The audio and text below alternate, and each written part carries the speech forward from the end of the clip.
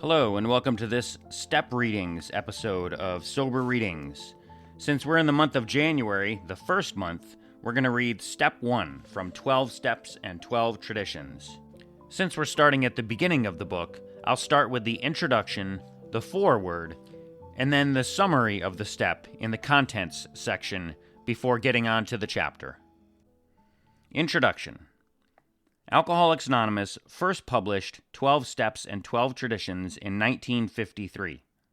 Bill W., who along with Dr. Bob S., founded Alcoholics Anonymous in 1935, wrote the book to share 18 years of collective experience within the fellowship on how AA members recover and how our society functions. In recent years, some members and friends of AA have asked if it would be wise to update the language, idioms, and historical references in the book to present a more contemporary image for the fellowship. However, because the book has helped so many alcoholics find recovery, there exists strong sentiment within the fellowship against any change to it. In fact, the 2002 General Service Conference discussed this issue, and it was unanimously recommended that the text in the book 12 Steps and 12 Traditions, written by Bill W., remain as is, recognizing the fellowship's feelings that Bill's writings be retained as originally published. However, with a focus on inclusivity, the 2021 General Service Conference updated and footnoted some of the original language for clarity. We hope that the collective spiritual experience of the AA pioneers captured in these pages continues to help alcoholics and friends of AA understand the principles of our program. And now the foreword. Alcoholics Anonymous is a worldwide fellowship of more than 100,000 alcoholic men and women who are banded together to solve their common problems and to help fellow sufferers in recovery from that age-old, baffling malady, alcoholism. And there's a footnote after the word thousand, and it says, in 2021, it is estimated that over 2 million have recovered through AA. This book deals with the 12 steps and the 12 traditions of Alcoholics Anonymous. It presents an explicit view of the principles by which AA members recover and by which their society functions. AA's 12 steps are a group of principles, spiritual in their nature, which, if practiced as a way of life, can expel the obsession to drink and enable the sufferer to become happily and usefully whole. AA's 12 traditions apply to the life of fellowship itself. They outline the means by which AA maintains its unity and relates itself to the world about it, the way it lives and grows. Though the essays which follow were written mainly for members, it is thought by many of AA's friends that these pieces might arouse interest and find application outside AA itself. Many people, non-alcoholics, report that as a result of the practice of AA's 12 steps, they have been able to meet other difficulties of life. They think that the 12 steps can mean more than sobriety for problem drinkers. They see in them a way to happy and effective living for many, alcoholic or not. There is, too, a rising interest in the 12 traditions of Alcoholics Anonymous. Students of human relations are beginning to wonder how and why AA functions as a society. Why is it, they ask, that in AA no member can be set in personal authority over another, that nothing like a central government can anywhere be seen? How can a set of traditional principles, having no legal force at all, hold the fellowship of Alcoholics Anonymous in unity and effectiveness? The second section of this volume, though designed for AA's membership, will give such inquirers an inside view of AA never before possible. Alcoholics Anonymous began in 1935 at Akron, Ohio, as the outcome of a meeting between a well-known surgeon and a New York broker. Both were severe cases of alcoholism and were destined to become co-founders of the AA Fellowship. The basic principles of AA, as they are known today, were borrowed mainly from the fields of religion and medicine, though some ideas upon which success finally depended were the result of noting the behavior and needs of the fellowship itself. After 3 years of trial and error in selecting the most workable tenets upon which the society could be based, and after a large amount of failure in getting alcoholics to recover, 3 successful groups emerged, the first at Akron, the second at New York, and the third at Cleveland. Even then, it was hard to find 20 of sure recoveries in all 3 groups. Nevertheless, the Infant Society determined to set down its experience in a book which finally reached the public in April 1939. At this time, the recoveries numbered about 100. The book was called Alcoholics Anonymous, and from it the fellowship took its name. In it, alcoholism was described from the alcoholic's point of view. The spiritual ideas of the society were codified for the first time in the 12 steps, and the application of these steps to the alcoholic's dilemma were made clear. The remainder of the book was devoted to 30 stories or case histories in which the alcoholics described their drinking experiences and recoveries. This established identification with alcoholic readers and proved to them that the virtually impossible had now become possible. The book, Alcoholics Anonymous, became the basic text of the fellowship, and it still is.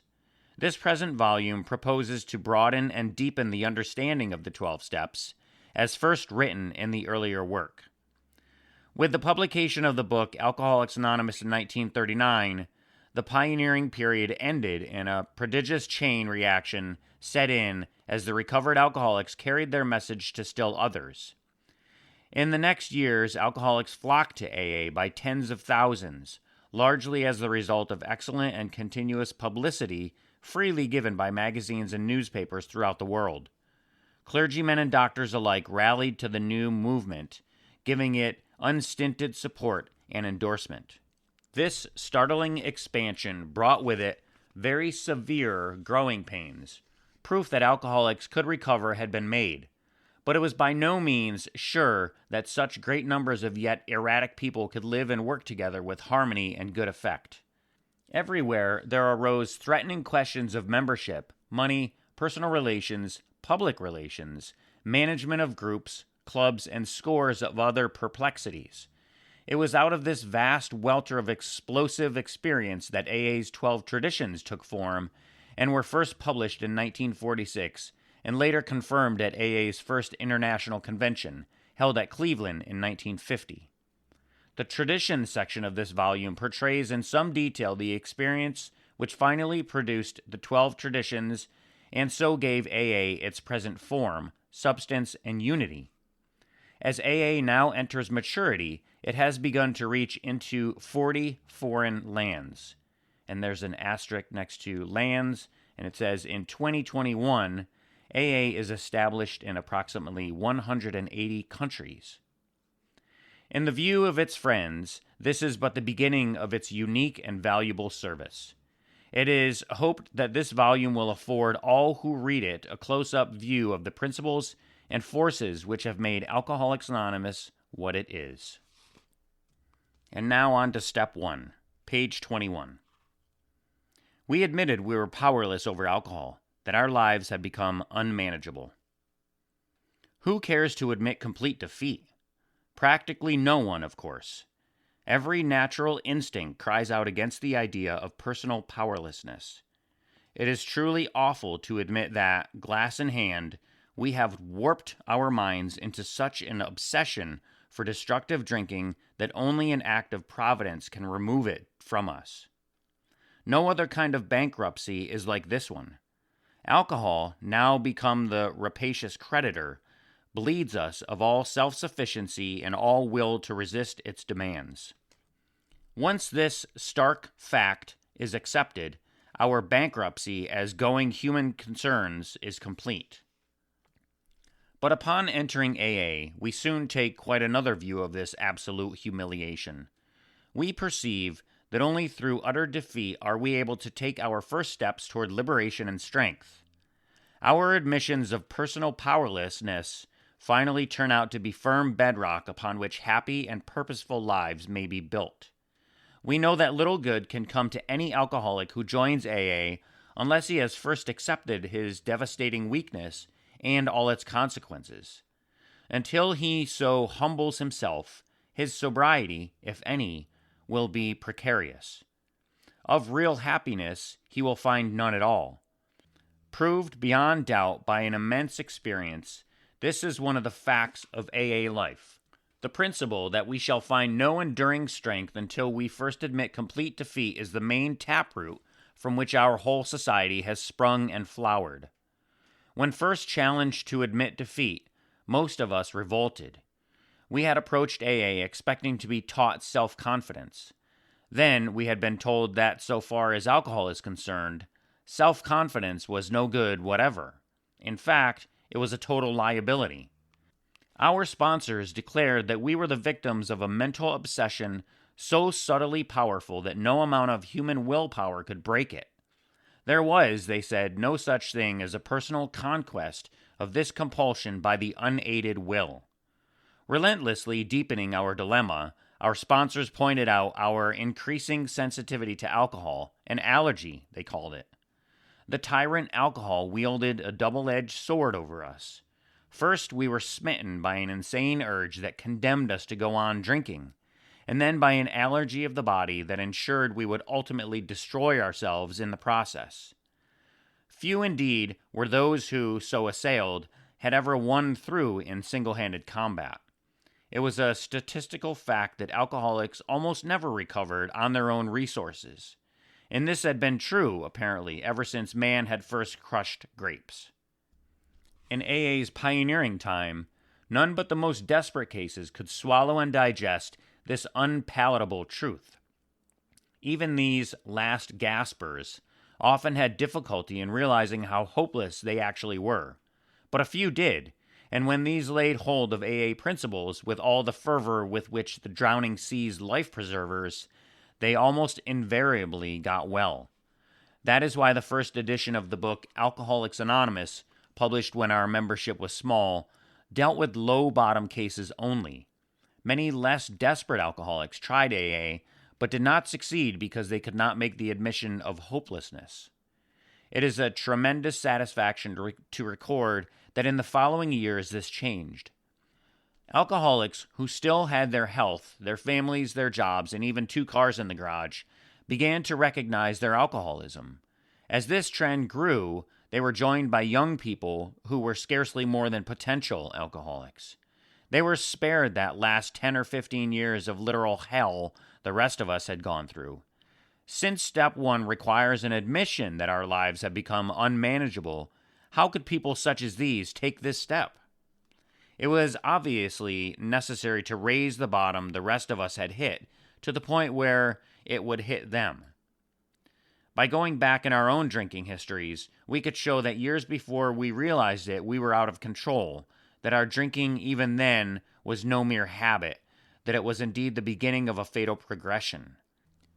To the doubters, we could say, perhaps you're not an alcoholic after all. Why don't you try some more controlled drinking, bearing in mind, meanwhile, what we have told you about alcoholism? This attitude brought immediate and practical results. It was then discovered that when one alcoholic had planted in the mind of another the true nature of his malady, that person could never be the same again.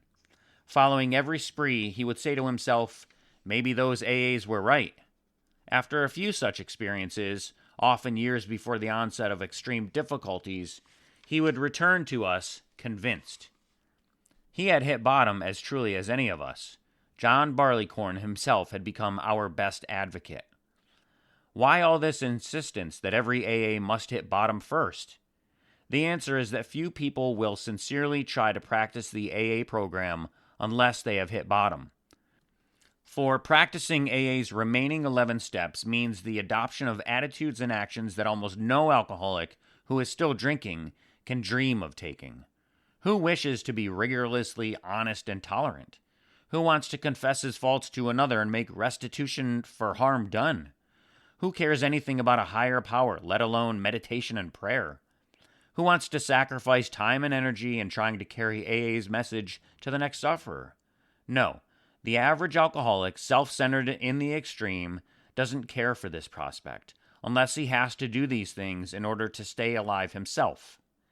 Under the lash of alcoholism, we are driven to AA, and there we discover the fatal nature of our situation.